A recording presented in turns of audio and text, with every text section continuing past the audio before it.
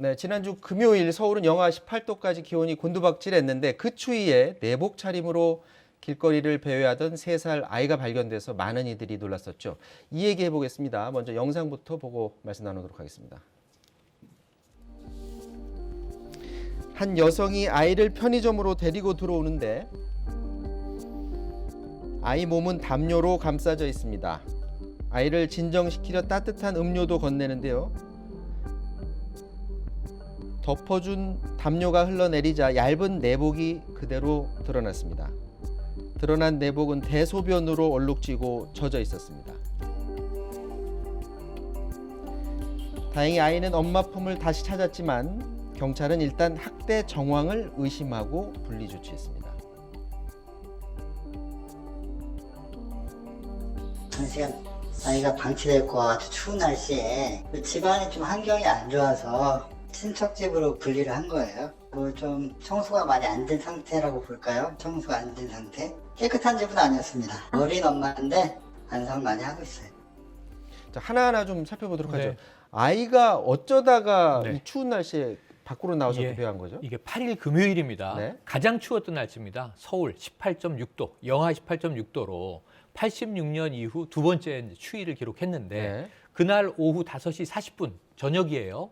그런데 거리를 3살 여아가 배회하고 있으니까 걱정한 이제 시민 한 분이 편의점으로 데리고 들어간 거죠. 따뜻한 음료도 먹이고. 그런데 이제 잠깐 영상이 나왔습니다만 담요를 들고 있었는데 담요 안에는 그냥 내복 차림이었고 대소변으로 젖어 있었다. 자, 엄마는 아침에 출근을 했습니다. 3살 아이가 집에 혼자 있었던 거예요. 그러니까 이제 정확한 시간은 추정하기 어렵지만 9시간 정도 이 아이는 혼자 집에 방치돼 있다가 집 밖으로 혼자 나왔는데 문이 잠겼고 들어가지 못한 거예요. 그러니까 이제 바깥을 이제 배회하면서 아마 엄마를 찾았을 것 같습니다. 그러다 시민에게 다행히 발견돼서 어떤 위험한 상황에 처하기 전에 일단 보호를 받았는데 경찰에서 엄마에게 연락을 했죠. 늦은 시간에 엄마가 찾으러 왔습니다. 그런데 물리적인 신체적 어떤 폭력 학대 측면보다는 너무 장기간 어린아이가 방치됐던 것 아닌가 이런 문제가 제기됩니다. 일단 아이는 엄마한테 돌려보내지질 않고 이제 친척 집으로 보냈다고 하고 이제 아이에 대해서 이제 부모에 대해서 이제 조사를 하는 거죠. 부모에 대해서 조사를 하고 일단은 아동 학대 여부에서 유기나 방임에 해당하는 걸로 입건을 해서 조사를 하고 있는데요. 물론 그렇습니다. 다른 사건처럼 이렇게 아이에 대해 직접적으로 폭력을 행사했다거나 이런 사유는 보이지가 않아요.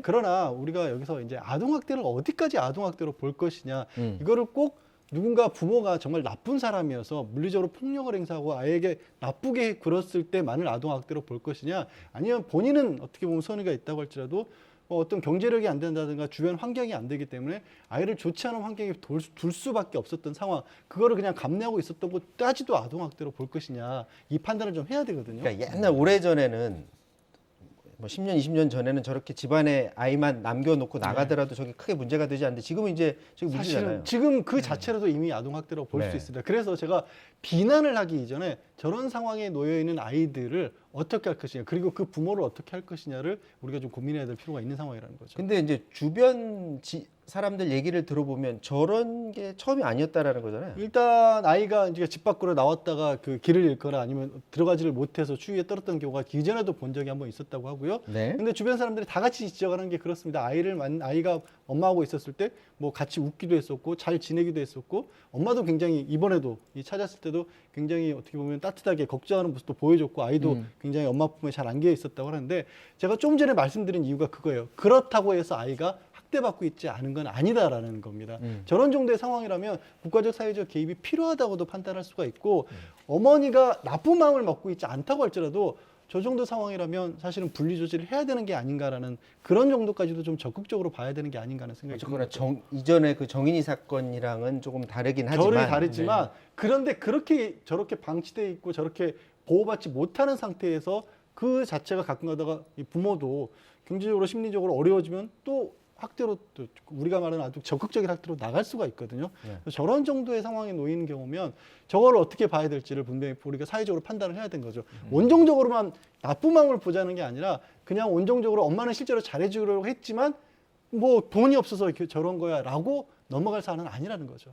경찰이 이제 여기에 네. 대해 앞으로 이제 수사를 하면 어떤 데 초점을 맞습니다. 맞출까요? 한 가지 조금 추가할 지점은 이 어머니의 이야기인데 이 아이는 어린이집을 다녀요. 어찌 보면 이제 종일 보육을 어린이집에 맡기는데 이 당일날은 아이가 어린이집에 가기 싫다고 해서 집에 두고 나갔고 어린이집엔 보내지 않았다. 적어도 이제 보육시설에 다닌다면 그나마 이건 또 한번 우리가 들여다볼 대목이 있는데 네. 경찰은 일단 분리 조치를 했습니다. 근데 문제는 이게 법원에 뭔가 격리 신청을 해서 이 판단을 받은 게 아니거든요. 아주 일시적인 겁니다. 말씀하신 대로 친척집에 보호를 요청하고 조사를 하는 건데 이런 정도 사안이라면은 이 아이를 또 조만간 돌려보내게 되는 상황이고 그렇다면은 이 문제가 반복될 수 있는 여지가 있는 거죠. 그래서 제가 보기에는 이 아이를 이제 좀 일시적으로라도 중장기 보호하는 시설의 강화가 필요한데 경찰도 지금 이걸 무한정 이 아이를 보호하고 있을 수는 없는 거고요.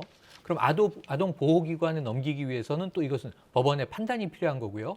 그래서 이러한 긴급한 문제가 생겼을 때 제가 보기엔 대처하는 제도가 굉장히 부실하고 느슨하게 돼 있어서 이게 조금 이 정인이 사태처럼 뭔가 예방적 차원에서 깔끔하게 결정하는 데는 문제가 있는 것 아닌가 하는 또 누수의 조짐이 드는 게 안타까운 대목입니다. 네. 자, 그러면 이제 정인이 사건 얘기를 좀 해봐야 될 것 네. 같은데 조금 전에 속보가 들어왔는데 잠깐 보면 네.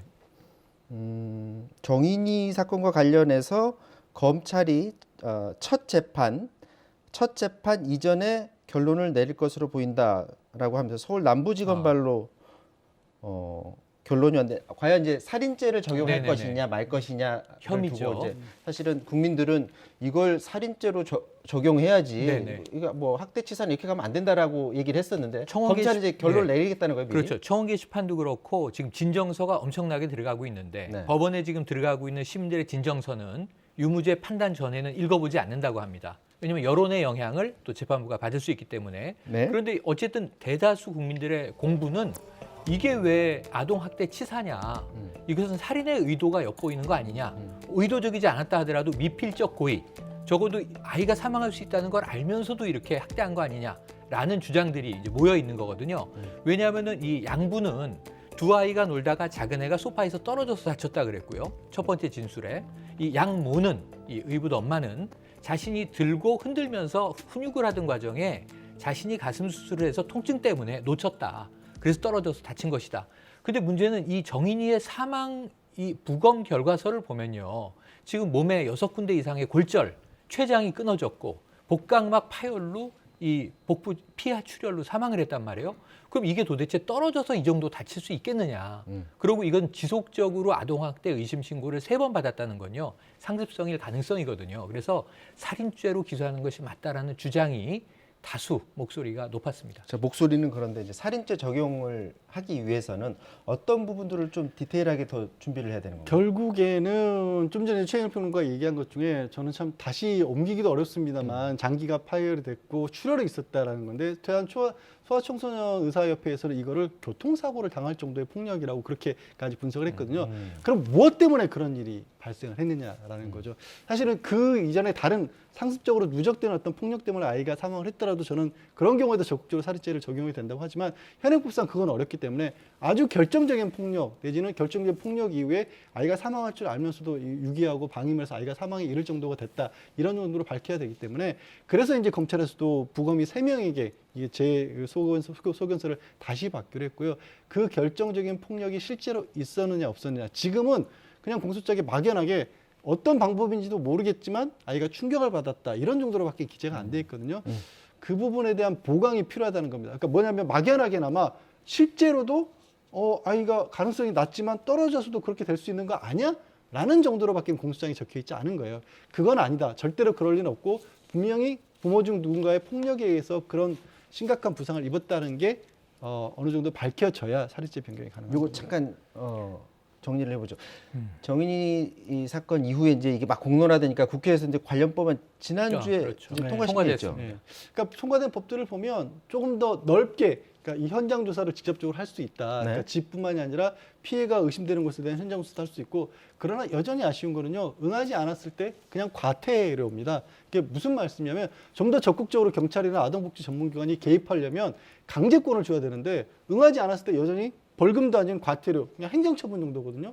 500만 원에서 1000만 원으로 올라갔다도 본질적으로 달라지지가 않았고 또 임시 조치를 하려고 해도 경찰이 신청해서 검찰이 법원에 청구해서 그 다음에 판사의 결정에 의해서 이게 내려지는 겁니다. 그럼 그 사이에 어떤 일이 있을지 알 수가 없지 않습니까? 그리고 소환조사에서 진술을 조금 더 강화할 수 있다. 소환조사할 때 반드시 강제적으로 나오게 한다고 하는데 아니요. 현장에서 바로 긴 시간이라도 결정을 할 수 있게끔까지도 조금 더 나가야지 않을까. 이전보다는 나아졌지만 여전히 좀 현장의 옥소리, 현장에 필요한 부분이 좀 부족한 게 아닌가 싶습니다.